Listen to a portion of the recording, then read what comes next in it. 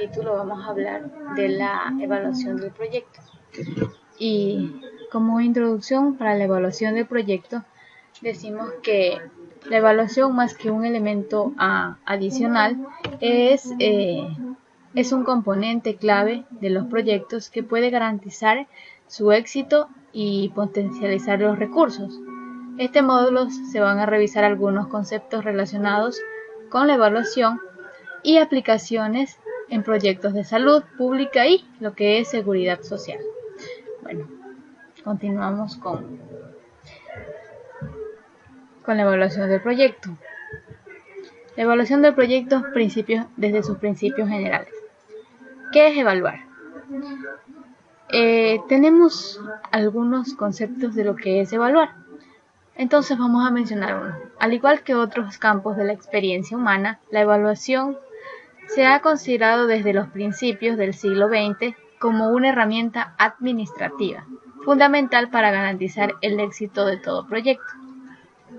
Bueno, ¿a qué nos vamos a referir con esto? Como nos acaba de decir el pequeño concepto, que es como una herramienta administrativa, es decir, que lo utilizan dentro de las instituciones u organizaciones. Dentro de las instituciones o empresas, lo hacen para evaluar los proyectos, porque en cada de las empresas mantienen o realizan proyectos o evalúan lo que es el personal, el trabajo que se está realizando.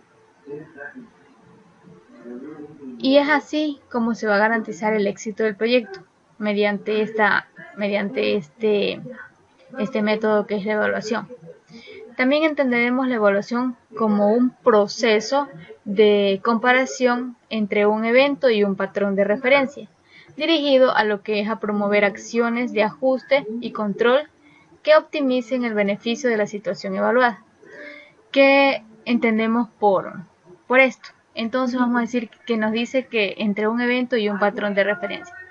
Un evento es algo que va a suceder y un patrón de referencia es como un formato que se va a dirigir dentro del proyecto y marca lo que es una referencia. Y esto mantiene lo que son acciones para beneficiar la situación que se va a evaluar, es decir, el proyecto donde se va a evaluar. También dentro de lo que es evaluar tenemos qué es un evaluador. Si ya mucho hemos hablado de lo que es la evaluación, entonces por ende vamos a hablar lo que es un evaluador, porque las evaluaciones obviamente las van a hacer un evaluador.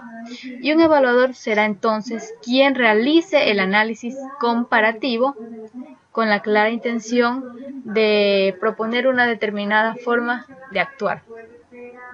Entonces, ¿cómo nos dice que el evaluador va a realizar un análisis comparativo?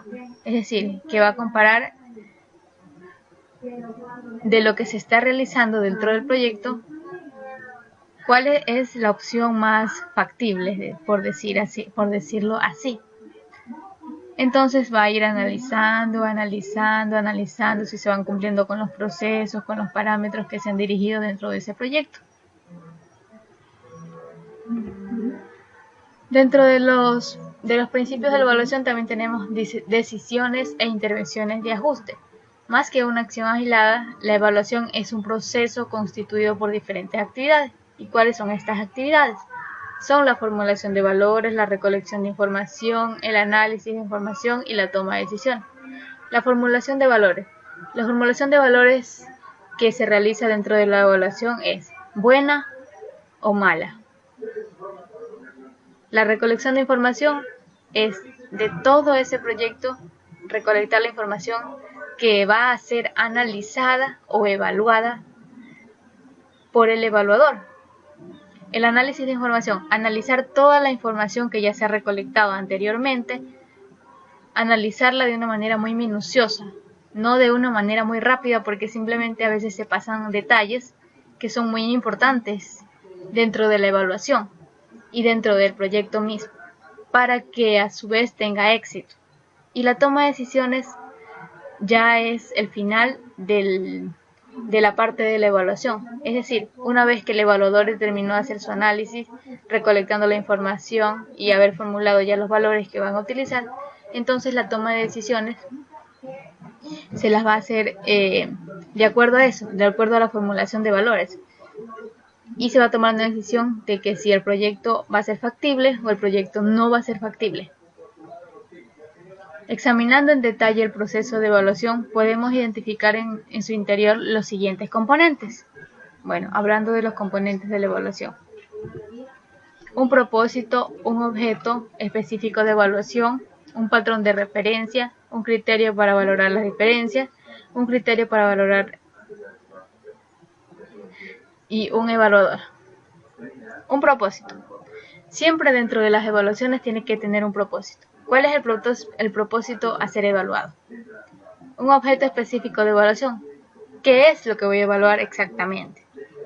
Como hablamos, tener un patrón de referencia. Dentro del patrón de referencia, ¿cuál es? Es decir, ¿cómo me voy a guiar? ¿Con qué documento, con qué formato yo me voy a guiar para referenciarme, para realizar esa evaluación? Un criterio para valorar las diferencias. Es decir, un criterio para valorar las diferencias. Es decir, tener si yo pongo bueno o malo, tengo que especificarlo. ¿Por qué digo que es bueno y por qué yo opto por que sea malo? O sea, para que se diferencie entre las dos cosas. Y un evaluador, como ya lo habíamos mencionado antes, es el que hace el análisis. El propósito de la evaluación. El propósito de la evaluación, el elemento más importante de la evaluación es la intencionalidad.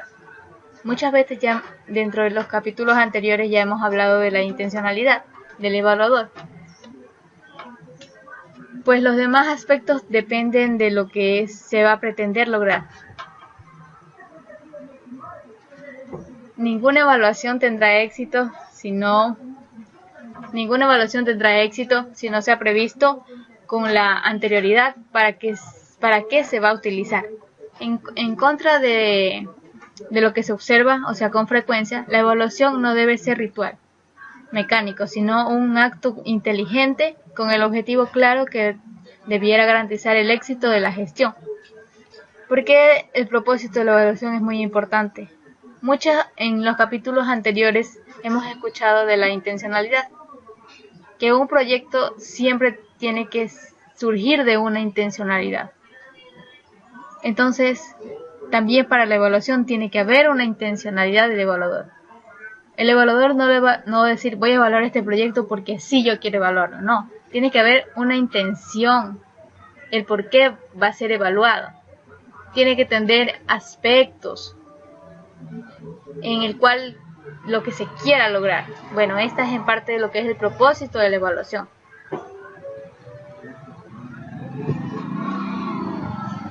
El objeto de la evaluación.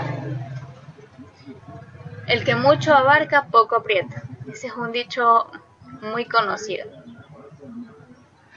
La evaluación también consume recursos y demanda esfuerzos. Por ello debe centrarse en aspectos críticos de la gestión, denominados factores críticos para el éxito. Un factor crítico de éxito es cualquier evento valorado como prioritario por el evaluador, por cuanto de él va a depender la conservación, crecimiento o desarrollo exitoso del evento que se está realizando.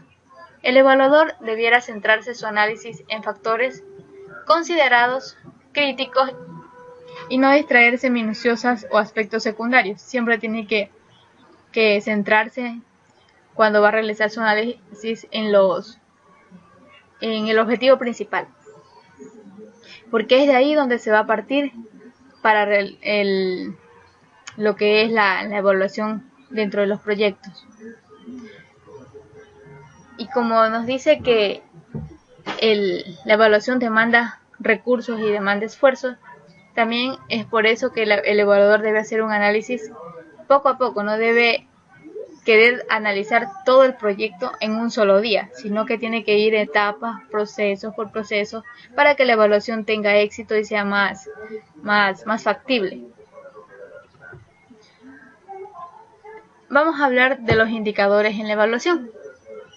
Y vamos a decir que dentro de un concepto así pequeño de lo que es el indicador, tenemos que el término indicador va a evocar para muchas personas la cuantificación y la estadística. Ya dentro de los indicadores vamos a hablar un poco más de lo que es cuantificablemente hablando y estadísticamente hablando. Desde esta perspectiva, construir indicadores ha consistido en calcular índices y lo que son mediciones numéricas.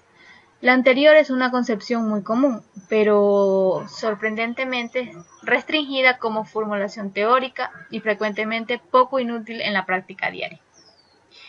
Eso es lo que demanda al término indicador, que nos centramos en la cuantificación y en la estadística. ¿Cómo deben ser los indicadores? Bueno, esta es una de las preguntas que se van a realizar dentro de este tema.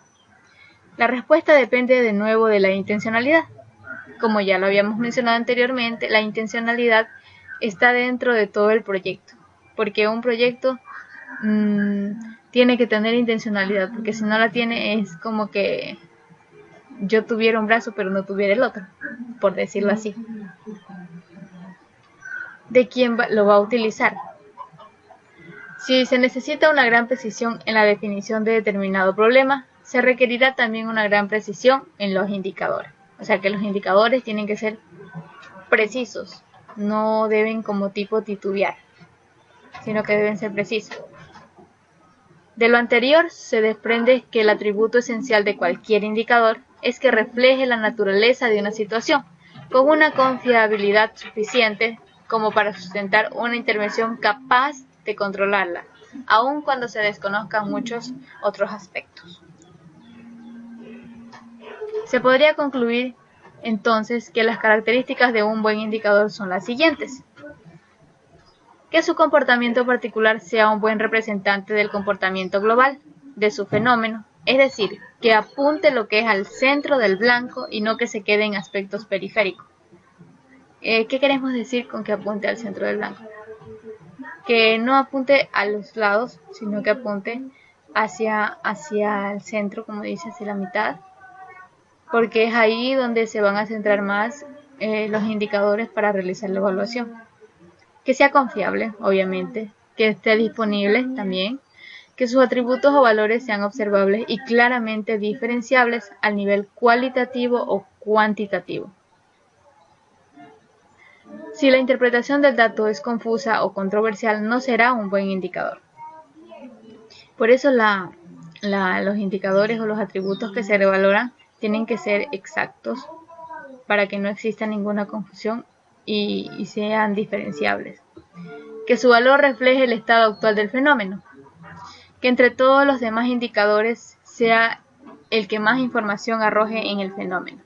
Que el costo de su obtención corresponda a su utilidad para la toma de decisiones.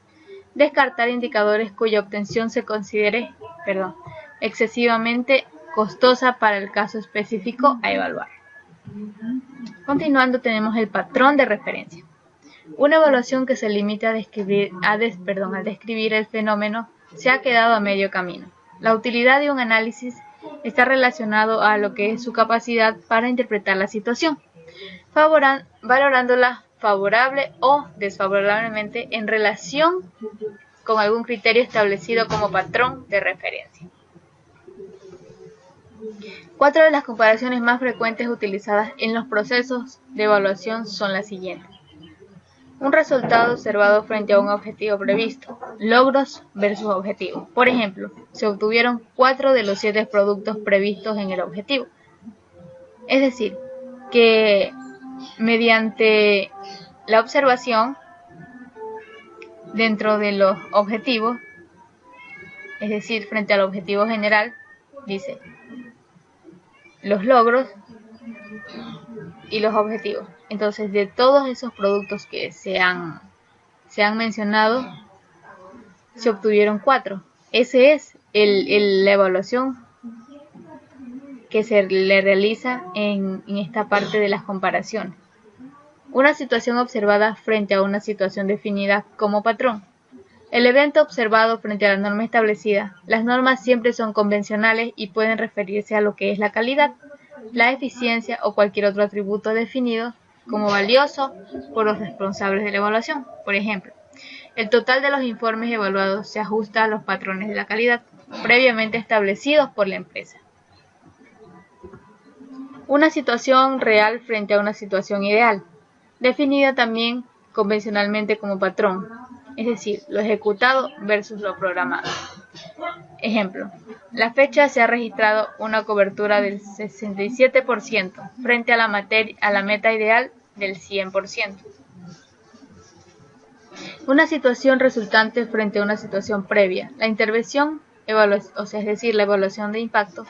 La prevalencia de desnutrición aguda se ha reducido a lo que es un 20% con relación a la medición inicial.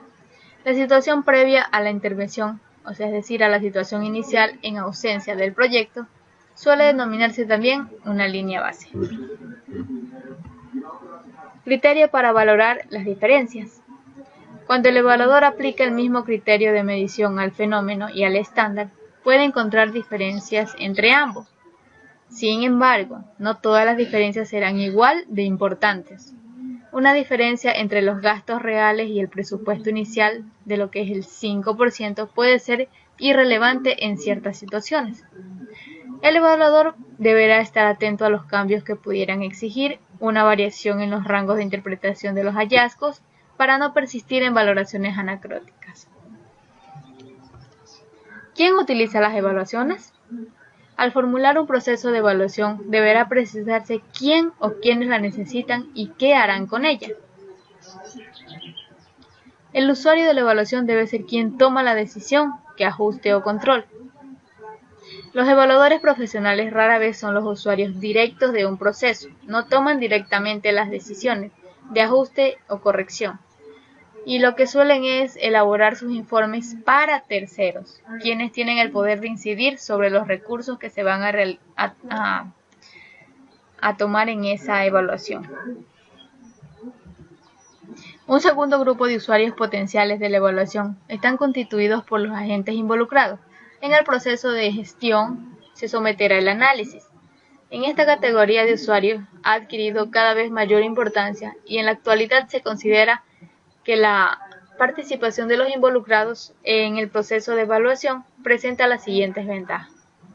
Los involucrados conocen el proceso mejor que cualquier evaluador externo. Su acceso directo a los recursos y conocimiento del proceso les permite establecer los ajustes de manera inmediata sin que medien trámites burocráticos. La participación de los involucrados integra la evaluación al proceso administrativo y puede hacerlo más eficiente. ¿Quién debe ser el evaluador? Estas son una de las grandes preguntas que se realiza dentro de esta etapa o de este proceso. La administración no ha logrado un consenso acerca de quién debe realizar las evaluaciones. Durante mucho tiempo se supuso que los evaluadores deberían ser personas externas, es decir, externas al lugar o a la empresa donde se va a realizar la evaluación. Pues esta condición era garantía de neutralidad y objetividad. Los evaluadores externos pueden tener una visión más amplia y aportar nuevas experiencias para valorar lo que es la gestión.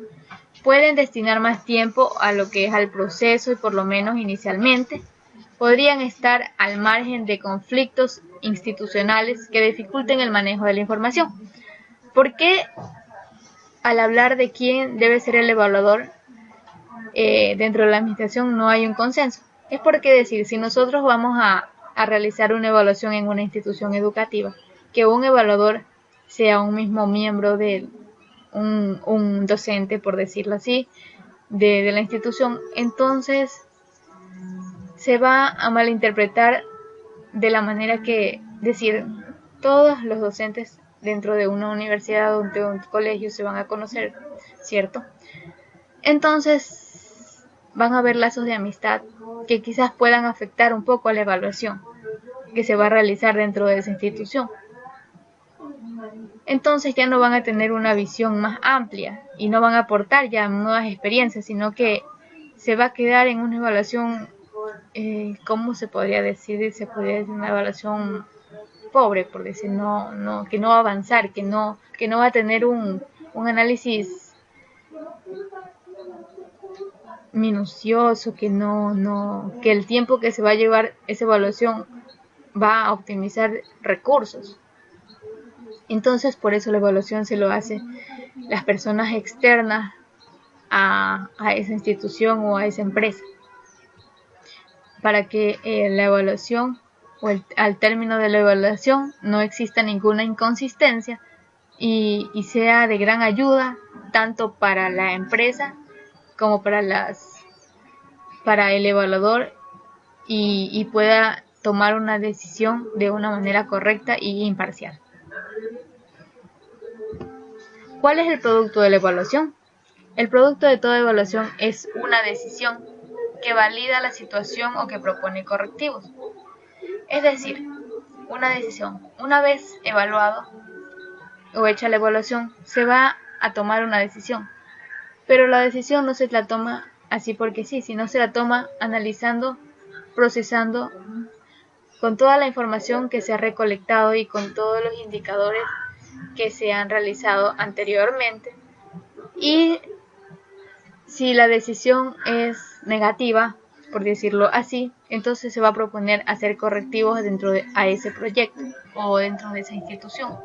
Pero si la decisión que va a tomar el evaluador es más positiva, entonces ya no habría ningún inconveniente y podríamos decir que la evaluación dentro de esa institución ha tenido éxito y que se están cumpliendo con todos los procesos y con todas las normas para realizarla. El informe de la evaluación debe llevar una decisión de conservación o de cambio, de otra manera será un procedimiento inútil. Algunas disposiciones de tipo jurídico consideran que el silencio del evaluador debe entenderse como un mensaje de aceptación a la continuidad del proceso evaluado. Esta presunción que el silencio legitima el proceso, aunque jurídicamente valida, no se ajusta, sin embargo, a los principios técnicos de la evaluación. Evaluación de proyectos. Principios generales. Los principios generales de la evaluación pueden aplicarse también lo que es a la gestión de proyectos, con algunas particularidades. A este respecto, se han puesto algunos criterios orientadores, entre los cuales se van a destacar los siguientes. Primero, que la evaluación debe considerarse como un proceso inherente a la buena gestión del proyecto. Por ello debe también cubrir integralmente los diferentes procesos involucrados en él y no solamente los resultados finales. Si los proyectos son dinámicos, los criterios de evaluación deben ser igualmente dinámicos. Esta recomendación no significa que los evaluadores vivan improvisando, sino busquen ajustarse de manera flexible y razonable a la dinámica del proyecto.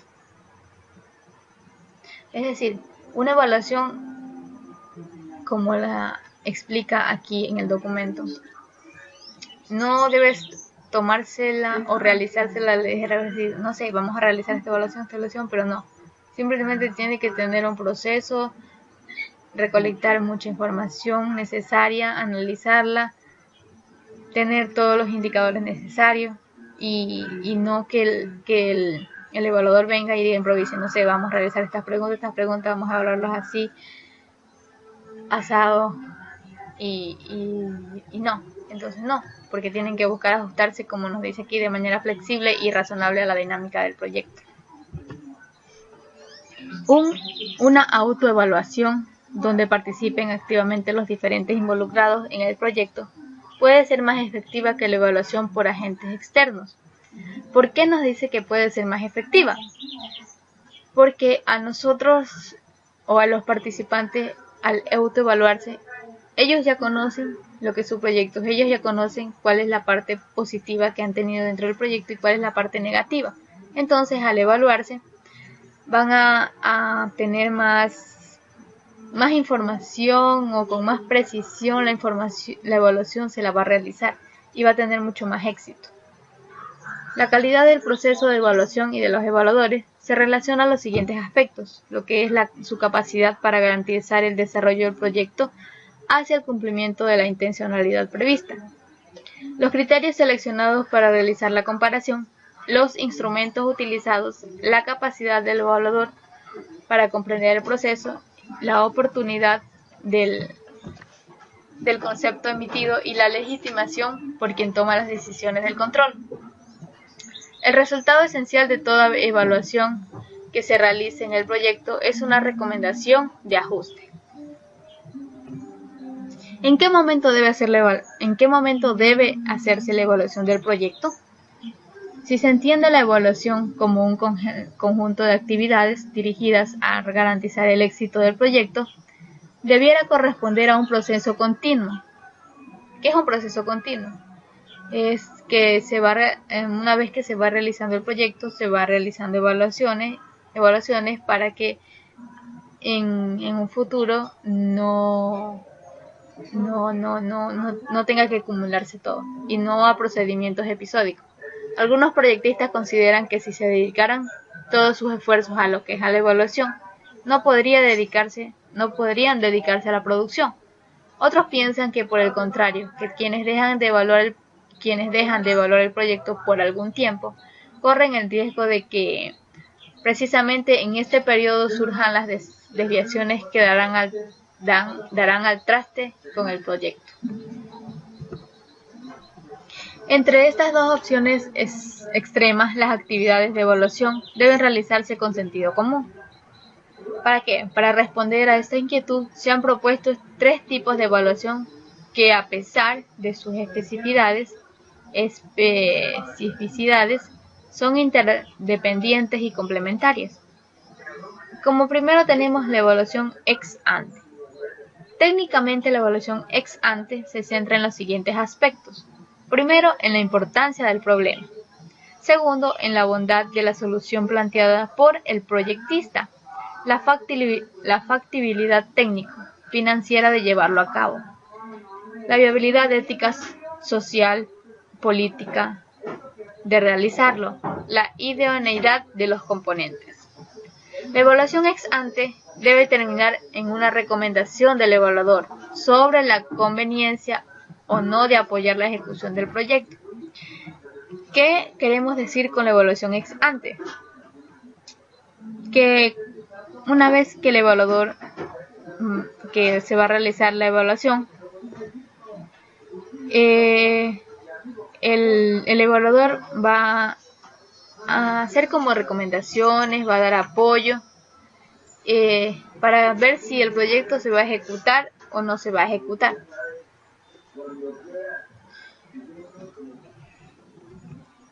Dos, monitoreo del proyecto. El término monitoreo es un objeto de una amplia controversia en administración, dado que su diferenciación con otras formas de evaluación es con frecuencia convencional.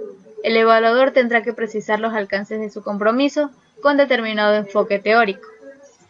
Para efectos del curso se van a considerar monitoreo y seguimiento como sinónimos referidos al proceso continuo del manual de gestión de proyectos. Evaluación de factores críticos de éxito que se va a realizar a lo largo de la ejecución del proyecto. La evaluación ex post. Una vez terminada la fase de lo que es la ejecución, es posible que algunas personas o instituciones estén interesadas en ciertos aspectos específicos de la experiencia. El interés que da origen al análisis es también muy variable y puede centrarse en los resultados obtenidos o en alguno de los procesos adelantados para alcanzarlos, o en otro aspecto particular. La evaluación de intervenciones en salud. Como ya habíamos hablado anteriormente, vamos a hablarlo dentro de un concepto más general.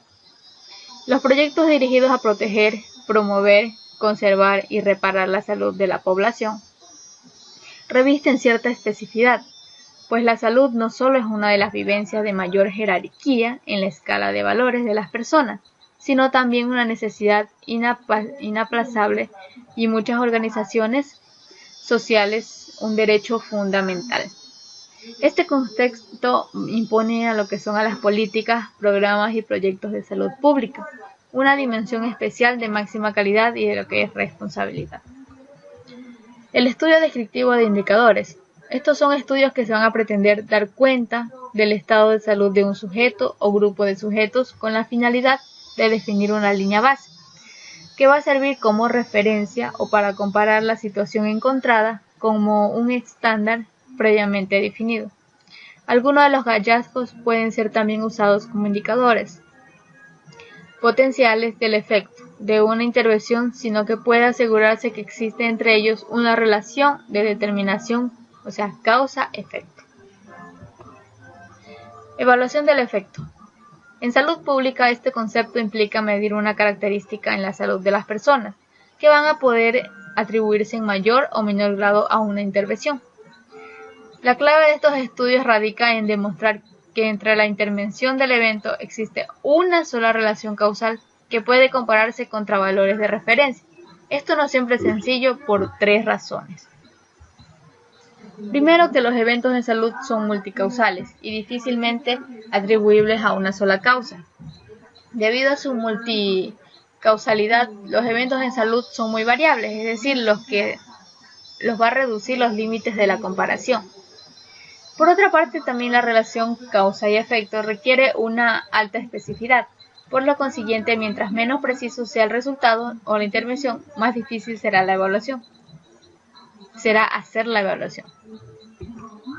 En salud pública, los efectos suelen evaluarse desde tres categorías: eficacia, efectividad e impacto. Eficacia, ¿qué tan eficaz va a ser los proyectos dentro de la salud pública? ¿Qué tan efectivo y qué impacto va a tener dentro de la sociedad o de esto? Las evaluaciones económicas en salud. En el caso de la salud, este tipo de análisis se interesa por evaluar el grado de esfuerzo realizado por el sujeto o por la sociedad para obtener un cambio favorable en salud. En economía de la salud pueden realizarse diferentes tipos de análisis. Primero, el estudio de costos. Al analizar un sistema de servicios puede ser importante establecer sus costos de operación. Estos estudios pretenden medir en unidades monetarias los esfuerzos realizados por el sujeto o por la sociedad en relación con el mejoramiento de la salud. Estos esfuerzos comprometen no solo a la actividad física e intelectual de las personas en lo que es la actividad, sino también en el beneficio que dejan de obtener por dedicarse a ella. Es el costo de la oportunidad. Los costos son de tres tipos: gastos del sistema de servicios relacionados con la administración y la realización de las actividades por instituciones. Gastos del paciente y de su familia. Estos se refieren al transporte, aseguramiento, copagos, pérdida de salario relacionada con la enfermedad. Otros gastos asumidos por terceros, por ejemplo, los gastos que se asumen las comunidades y el sistema popular de servicios para complementar o suplir la atención de los sistemas oficiales. Esto es incluyendo también el costo de la oportunidad que representa la carga de la enfermedad para la sociedad en general. Comparación de costos. Son evaluaciones que comparan los costos de dos procesos o actividades sin tener en cuenta un resultado. Por sí mismos pueden ser poco inútiles para tomar decisiones en salud. La evaluación de la eficacia, bajo la influencia de los principios utilitarios defendidos por el modelo capitalista, los evaluadores de las políticas e intervenciones que confieren más importancia a la eficacia que a la efectividad. Análisis de costo-efectividad. La eficiencia es una valoración de la realización que existe entre el esfuerzo realizado y el resultado obtenido. Se dice que una medida es más eficiente que otra, o sea, ¿cuándo? Cuando se va a obtener resultados similares con menos consumo de recursos, cuando se obtienen mejores resultados con los mismos recursos y cuando se obtienen los resultados con un consumo de recursos menor que el estándar establecido. Evaluación costo-utilidad. Es un análisis económico que va a comparar el valor de los costos de producción de dos procesos alternativos dirigidos a generar un resultado valorado de forma subjetiva por los afectados. A diferencia de la evaluación de costo-efectividad, que se utiliza un criterio del mismo resultado, el análisis costo-utilidad va a explorar en cambio los posibles resultados favorables y desfavorables dentro de las intervenciones que se van a realizar, juzgados objetivamente por quienes han sido objeto de ellas. De lo anterior se va a desprender que son procedimientos de tipo cualitativo más que cuantitativos.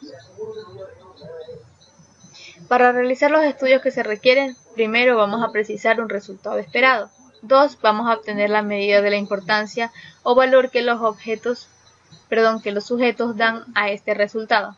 Para ello hay varios métodos que miden las preferencias de las personas, como los ajustes por índices de calidad, la lotería estándar o el diferencial semántico. La comparación de los costos con las mediciones de utilidad. Análisis costo-beneficio. Los análisis de costo-beneficio comparan los costos directos e indirectos de las medidas de intervención con los beneficios monetarios que genera el resultado. En esta razón, el numerador y el denominador son unidades monetarias. Definir los costos de la intervención numerador puede ser relativamente fácil e implica valorar en términos monetarios los recursos intervenidos en el programa de control, como horarios, salarios y prestaciones sociales de las personas, los suministros, los equipos de energía, transporte, correos, depreciación de los bienes, impuestos, etc. Bueno, esto ha sido todo por este capítulo que hemos hablado de la evaluación.